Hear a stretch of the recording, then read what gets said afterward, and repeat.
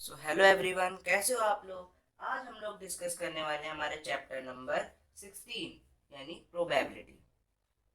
नई बुक में इसका चैप्टर नंबर 14 होगा और पुरानी बुक्स में चैप्टर नंबर 16 है। तो उससे कोई इशू नहीं है, ये चैप्टर सभी को करना है। तो चलिए स्टार्ट करते हैं।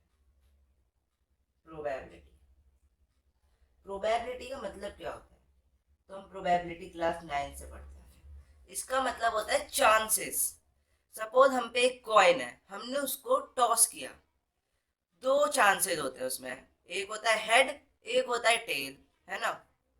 दो ही तो चांसेस हो सकते हैं, या तो हेड ही आएगा या टेल ही आएगा, है ना। तो प्रोबेबिलिटी कैसे निकलती है?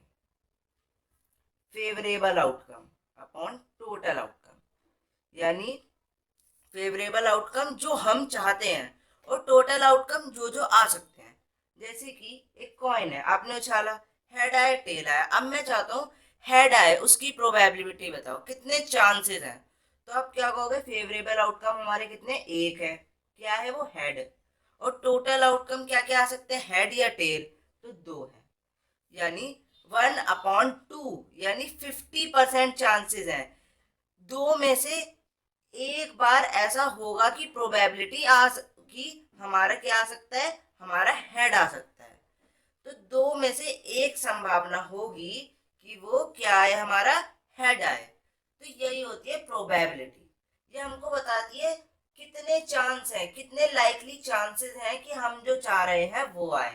तो दो में से एक चांस ऐसा हो सकता है कि हमारा हेड आ जाए, है ना। दो ही तो आउटकम है, टेल और हेड, है ना। तो एक चांस हमारा ऐसा हो सकता है जब हम कॉइन उछाले कि वो हमारा क्या है, वो हमारा हेड है। 1/2 इसलिए इसकी प्रोबेबिलिटी है। तो यही होती है प्रोबेबिलिटी। तो हम सबसे पहले रिकैप करेंगे कॉइन, डाइस एंड कार्ड्स की प्रोबेबिलिटी। तो चलिए स्टार्ट करते हैं। अब आपको पता है सैंपल स्पेस क्या होता है? तो जितने भी टोटल नंबर ऑफ आउटकम्स आ सकते हैं ना, उनको कहते हैं सैंपल स्पेस। जैसे कॉइन का सैंपल स्पेस क्या है? हेड और टेल, है ना। दो ही तो इसके है ना, एक हेड और एक टेल। दो ही सैंपल स्पेस है, दो ही चीजें हो सकती है, तो हेड आएगा या टेल आएगा। तीसरी तो कोई चीज नहीं हो सकती ना। तो इसीलिए इसके दो सैंपल स्पेस है, सैंपल पॉइंट्स जिनको बोलते हैं, है ना। तो सपोज हमने एक कॉइन उछाला, टॉसिंग वन कॉइन। तो हमारे क्या सैंपल स्पेस आएगी, जो हमने भी ऊपर की। अब सपोज हमने दो कॉइन उछाले, है ना, tossing two coin. Two coin में क्या वो सैंपल स्पेस आएगी? या तो ऐसा हो सकता है कि दोनों कॉइन्स पे हेड आए, या ऐसा हो सकता है कि पहले कॉइन पे हेड आए लेकिन दूसरे कॉइन पे क्या आ जाए, टेल आ जाए। या फिर ऐसा हो सकता है पहले कॉइन पे टेल आ जाए लेकिन दूसरे पे हेड आ जाए। या फिर ऐसा हो सकता है कि दोनों पे टेल आए। इसके अलावा कोई पॉसिबिलिटी है? नहीं। तो इसके सैंपल स्पेस में चार सैंपल पॉइंट्स हैं, एक दो तीन चार। अब हमने तीन कॉइन उछाले, है ना। तो जितने भी आउटकम्स होते हैं ना, वो हमेशा कैसे होते हैं? पहले कॉइन में कितने आउटकम्स थे? दो। तो 2 की पावर 1, इसमें दो आउटकम्स थे। दूसरे कॉइन के लिए कितने आउटकम होंगे? दो कॉइन थे तो 2 की पावर 2 कर दो, 4। तीसरे कॉइन के लिए कितने आउटकम होंगे? 2 की पावर 3, 8, है ना। अब इनको तो आप याद रख सकते हो, लेकिन थर्ड कॉइन के लिए एक पैटर्न फॉलो होता है। उस पैटर्न से हम इनके सैंपल स्पेस को याद रखते हैं। तो चलिए देखते हैं क्या है पैटर्न। सबसे पहले आप लिखो 4 बार हेड, फिर 4 बार टेल, फिर से 4 बार हेड, 2 बार हेड, फिर से 2 बार टेल, इस तरह से। फिर एक बार हेड, एक बार टेल, एक बार हेड, एक बार टेल, एक बार हेड, एक बार टेल, एक बार हेड, एक बार टेल। तो कितने आउटकम हो गए? 8 हो गए। 1 2 3 4 5 6 7 8। तो कितने हो गए? 8 हमारे जो है सैंपल पॉइंट्स हो गए इसके सैंपल स्पेस। सही है। ये होता है हमारा कॉइन के लिए। अब हम समझेंगे डाइस के लिए। चलिए डाइस के लिए समझते हैं। अब आपके पास एक डाइस है ना। आपने उसको रोल किया।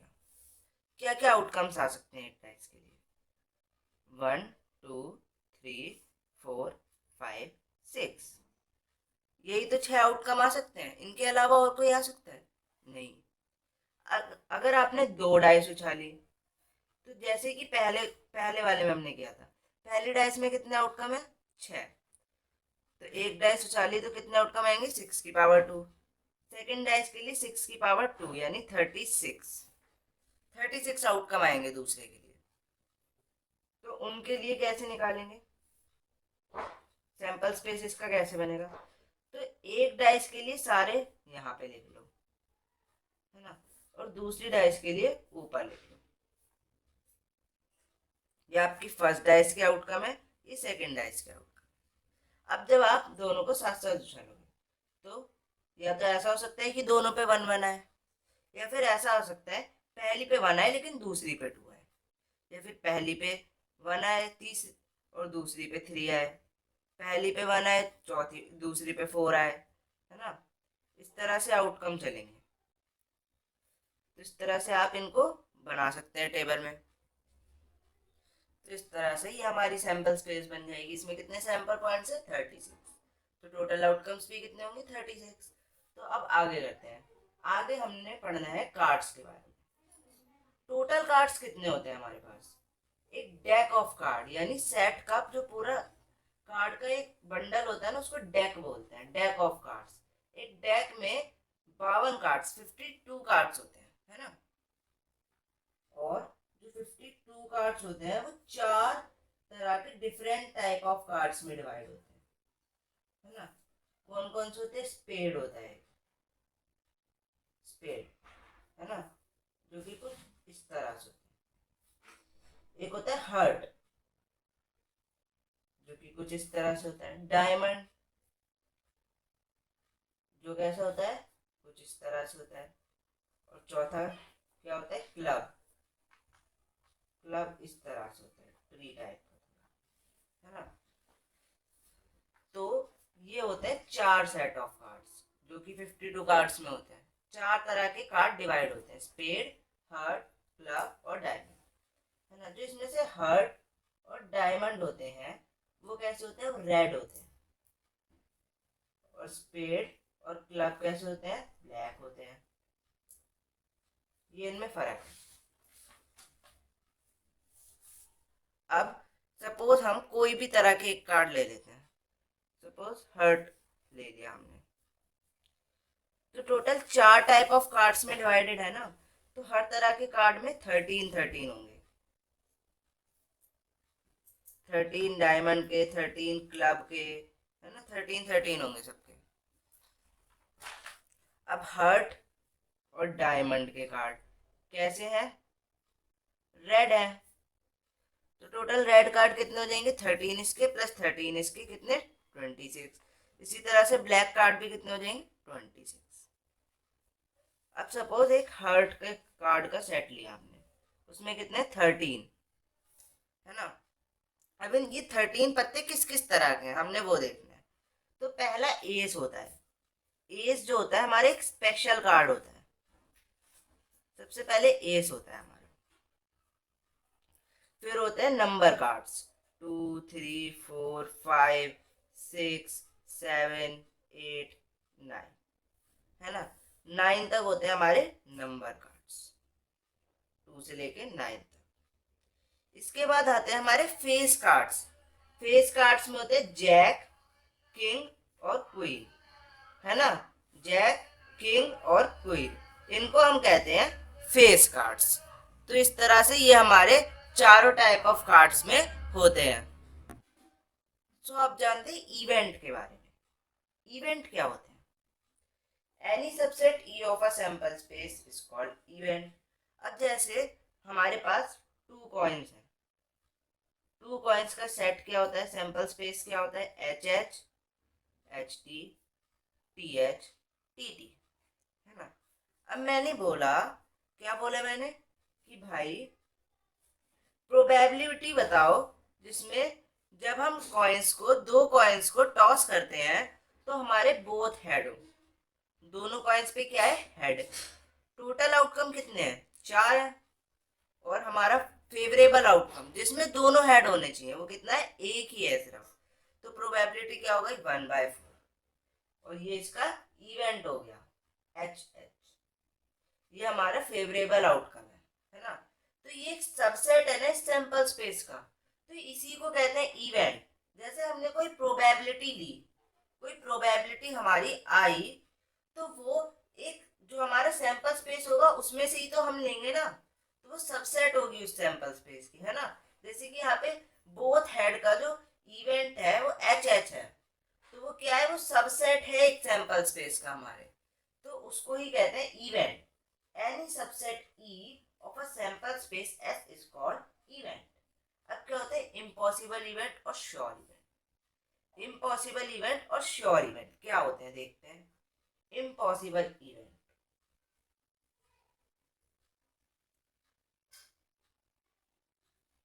तो इम्पॉसिबल इवेंट ऐसा इवेंट जिसमें हमारी प्रोबेबिलिटी 0 हो, उसके आने का कोई चांस ही नहीं है ना, वो होती है हमारी impossible event.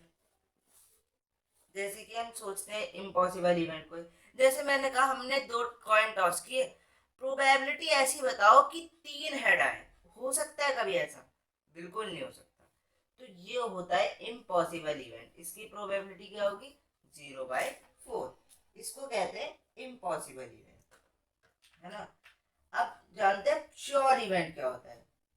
All outcomes of the experiment ensure the occurrence of event F। जितने भी आउटकम्स है ना, अगर वो सब आ रहे हैं तो वो होता है श्योर इवेंट, जिसमें हम श्योर होते हैं कि जो हमें प्रोबेबिलिटी चाहिए वो आएगी ही आएगी, है ना, वो होता है श्योर इवेंट, है ना, उसको कहते हैं श्योर इवेंट।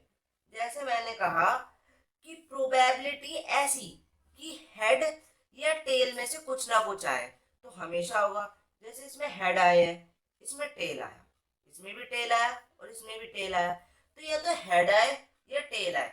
ऐसा नहीं कि अगर चलो हेड हेड हेड आ गए, टेल नहीं आया तो चलेगा। हेड या टेल बोला है ना हमने, और कंडीशन है, तो और में या तो वो आ सकता है या वो आ सकता है, दोनों के लिए सही है। तो यहाँ पे श्योर इवेंट में क्या पॉसिबिलिटी है 4/4, हमेशा इसकी प्रोबेबिलिटी आनी ही आनी है, ये होता है श्योर इवेंट। अगले टाइप का इवेंट होता है सिंपल इवेंट। तो सिंपल इवेंट क्या होता है, सिंपल इवेंट वो इवेंट होता है जिसमें सिर्फ एक ही पॉसिबल आउटकम हो, एक ही आउटकम आए, उसका सिर्फ एक ही सैंपल पॉइंट हो। जैसे कि बोथ हेड की कंडीशन, बोथ हेड में सिर्फ एक ही सैंपल पॉइंट है जो हमारा फेवरेबल आउटकम है, वो क्या है ये वाला। इसके अलावा कोई ऐसा है जो हमें सेटिस्फाई कर रहा हो, जिसकी हमें नीड हो, जो हमारे लिए फेवरेबल हो, नहीं है। तो सिर्फ ये सिंपल इवेंट है जिसमें सिर्फ एक ही सैंपल पॉइंट हमारी बात के साथ है। दूसरा होता है कंपाउंड इवेंट। कंपाउंड इवेंट क्या कहते हैं कि भाई एक से ज्यादा सैंपल पॉइंट है मेरे, जैसे at least one head. At least की कंडीशन में क्या होता है, वन हेड बोले ना, एटलीस्ट वन हेड, या तो एक हेड हो, एक हेड होना ही चाहिए एटलीस्ट। एटलीस्ट 30 मार्क्स चाहिए पास होने के लिए, कम से कम 30 चाहिए, 30 से ज्यादा भी आ सकते हैं। इसी तरह से एटलीस्ट वन हेड, एक हेड के साथ ज्यादा भी आ सकते हैं, कोई दिक्कत नहीं है, एक हेड आना चाहिए बस। तो इसकी क्या क्या आउटकम होगा, H H, H T, T H, है ना। तो इसमें कितने आउटकम हो गए हमारे फेवरेबल, 3/4। तो ये हो गया कंपाउंड इवेंट। यहाँ पे 3 सैंपल पॉइंट हमारे फेवरेबल आउटकम है, 1 2 3, तो इसको बोलते हैं कंपाउंड इवेंट, है ना। तो बस यही थे हमारे टाइप्स ऑफ इवेंट। अब हमें पढ़ना है सेट्स से रिलेटेड प्रोबेबिलिटी। तो सेट्स सबको याद होना चाहिए, है ना, और अगर नहीं आता तो आप पहले हमारे चैनल पे जाके उसको रिवाइज करिए। उसमें हमने क्या क्या पढ़ा था, हमने 2 3 चीजें पढ़ी थी, यूनियन, इंटरसेक्शन एंड कॉम्प्लीमेंट। इन 3 चीजों को अब हम प्रोबेबिलिटी में अप्लाई करने वाले हैं। तो चलिए करते हैं। सबसे पहला इवेंट होता है कॉम्प्लीमेंट्री इवेंट। कॉम्प्लीमेंट्री इवेंट क्या कहता है समझते हैं। सपोज हम पे एक प्रोबेबिलिटी है किसी चीज की, किसके लिए, सपोज हम पे है कॉइन की प्रोबेबिलिटी, वो डाइस की प्रोबेबिलिटी लेते हैं। एक डाइस हमने रोल की, तो क्या क्या आउटकम आएंगे, 1 2 3 4 5 6 आउटकम्स। अब मैंने कहा मुझे प्रोबेबिलिटी बताओ पी ए। पी ए क्या है कि हमारे इवन नंबर्स हैं। इवन नंबर्स कितने, 2 4 6, कितने, 3 है हमारे, अपॉन 6। तो इसकी प्रोबेबिलिटी क्या होगी, 1 अपॉन, है ना। तो नॉट ए की प्रोबेबिलिटी। अब मैंने कहा दूसरी हमारी पॉसिबिलिटी बताओ जिसमें वो इवन नंबर ना हो, नॉट एन इवन नंबर। तो वो क्या कंडीशन होगी, ए डैश। नॉट लग गया। नॉट जब भी लगता है तो कॉम्प्लीमेंट लगता है ना, नॉट ए। अच्छा, अब आपको एक और चीज याद रखनी है, जितनी भी प्रोबेबिलिटी होगी ना किसी चीज की, उन सबका सम 1 होगा। समझते हैं कैसे। सपोज ये कंटेनर है, हम पे 5 बॉल्स हैं, कलर्ड बॉल रेड है और जो बॉल्स शेडेड नहीं है वो हमारी वाइट है सपोज। तो मैंने कहा प्रोबेबिलिटी बताओ रेड बॉल्स की, क्या होगी, 2/5। प्रोबेबिलिटी बताओ वाइट बॉल्स की, वो क्या होगी, 3/5। अच्छा, अब इन दोनों का करो सम, 2/5 प्लस 3/5, 5/5, और ये क्या आ गया, 1। तो इसका मतलब ये है जितनी भी हमारी प्रोबेबिलिटीज होंगी ना, जितनी भी हम प्रोबेबिलिटीज करेंगे, उन सब का सम हमेशा 1 होगा। क्या होगा, हमेशा 1 होगा उनका सम। तो ये बात हमें याद रखनी है। अगर उनका सम 1 नहीं आ रहा है तो वो हमारी जो होती है वो हमारी क्या नहीं होती है, वो हमारी प्रोबेबिलिटी नहीं होती है ना। जितने भी आउटकम्स हैं उनका अगर हम सम करते हैं, उनका सबका प्रोबेबिलिटी का सम करते हैं, तो वो हमेशा 1 आना चाहिए। क्या आना चाहिए, 1 आना चाहिए। और ये बात हम आगे पढ़ेंगे भी, बुक में गिवन भी है हमारी, है ना। जितने भी सैंपल स्पेस है उनका सम हमेशा 1 आना चाहिए। तो पी ए डैश क्या होगा, नॉट ए। तो क्या कर सकते हैं हम, नॉट के लिए टोटल प्रोबेबिलिटी का सम 1 होगा, है ना, 1 माइनस 1/2। तो इसकी प्रोबेबिलिटी भी 1/2 होगी। तो यहाँ इस कंडीशन में लगता है नॉट है। एक प्रोबेबिलिटी जो हमें फेवर कर रही है, दूसरी जो हमें फेवर नहीं कर रही है, उन दोनों को जोड़ देंगे तो हमारा 1 आएगा, है ना। तो इसीलिए 1 माइनस 1/2, जो हमारे फेवर में नहीं थी तो 1/2 आ गया, है ना। यही हमने कॉम्प्लीमेंट में भी पढ़ा था। जैसे कॉम्प्लीमेंट में हमने पढ़ा था, एक हमारा सेट है सैंपल स्पेस वाला, सपोज ये यूनिवर्सल सेट है।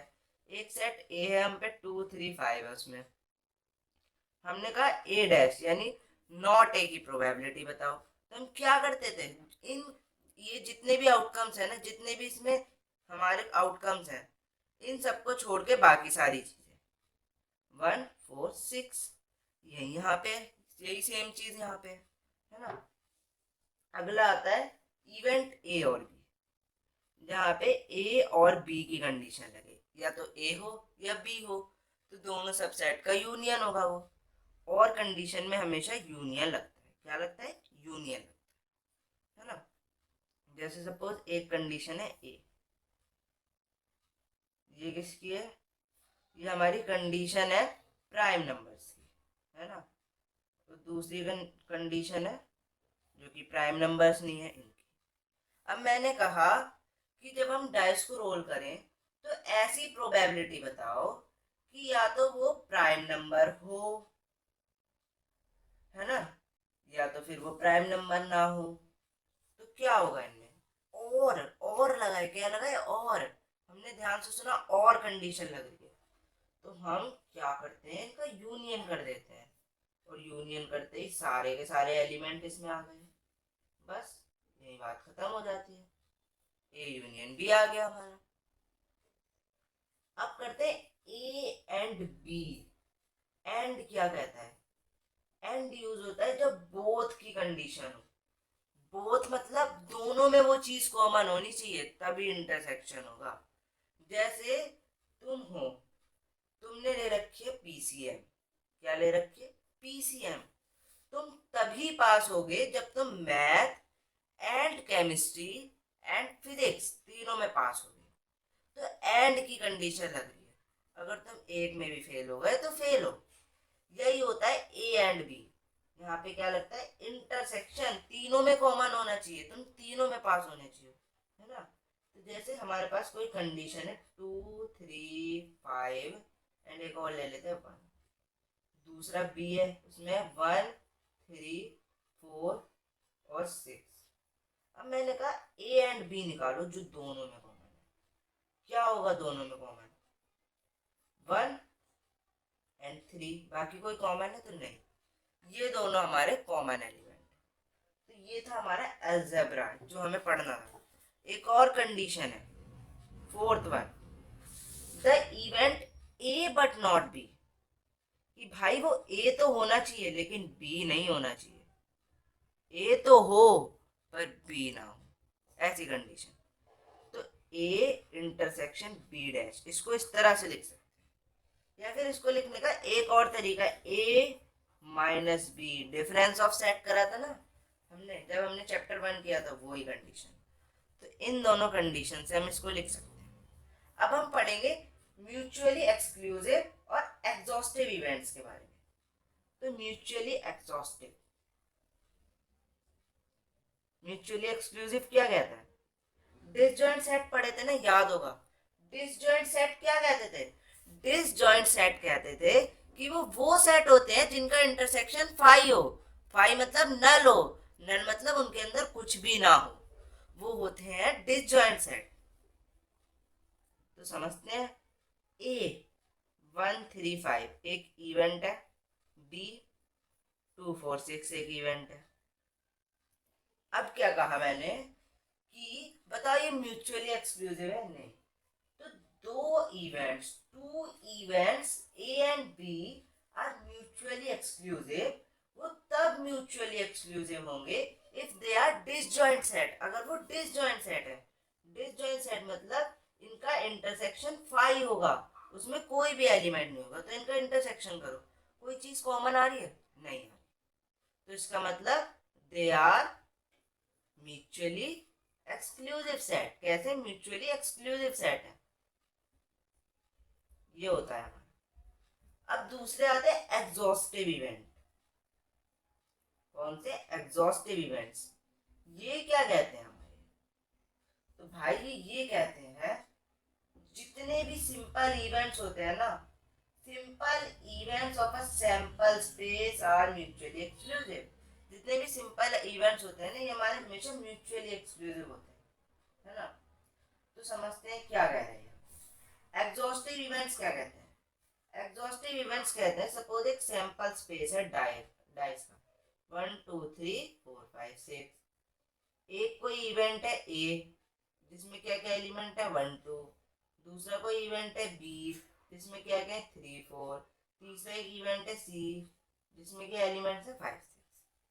अगर इन सबका यूनियन जब हम और कंडीशन लगाएंगे वो किसके इक्वल, इस सैंपल स्पेस के इक्वल हो जाए, तो वो एग्जॉस्टिव इवेंट्स होते हैं। क्या मतलब, exhaustive events are those events if their union is equal to sample space. इन सब का यूनियन अगर सैंपल स्पेस के इक्वल है, तो यहाँ पे है 1 2 3 4 5 6, सारे यूनियन में एक साथ आ जाएंगे और सैंपल स्पेस में भी है सारे, तो ये क्या हो गया, ये हमारा एक एग्जॉस्टिव इवेंट हो गया। तो यही था हमारे इस एक्सरसाइज में। अब दूसरी एक्सरसाइज से रिलेटेड कुछ बातें करते हैं।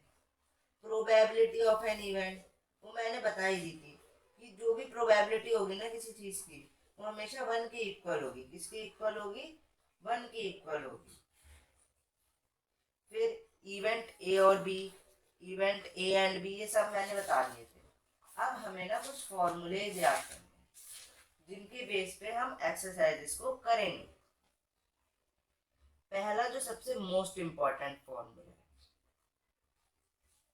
ये P A plus P B minus P intersection B. हमने चैप्टर सेट में भी किया था, पर उसमें आप पी की जगह क्या होता है, एन। एन होते हैं नंबर ऑफ एलिमेंट्स और पी प्रोबेबिलिटी, बस इतना फर्क है। फॉर्मूला बिल्कुल सेम है ना। दूसरी चीज क्या, जो नॉट कंडीशन होती है ना वो किसी की भी, वो 1 - प्रोबेबिलिटी ऑफ ए के इक्वल होती है, नॉट कंडीशन, है ना। और भी कुछ फॉर्मूलेज थे हमारे जो कि डी मॉर्गन्स लॉ से रिलेटेड है। क्या?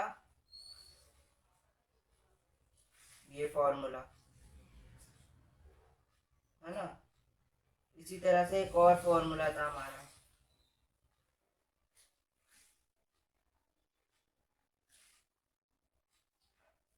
यानी ये दो फॉर्मूले थे हमारे। और भी कुछ फॉर्मूलेज हमने पढ़े थे। क्या? कि P A union B dash किसके इक्वल होगा? 1 - पी ए इंटरसेक्शन बी। ये तो भाई हमारी नॉट कंडीशन है, ये तो हमें वैसे भी पता है ना।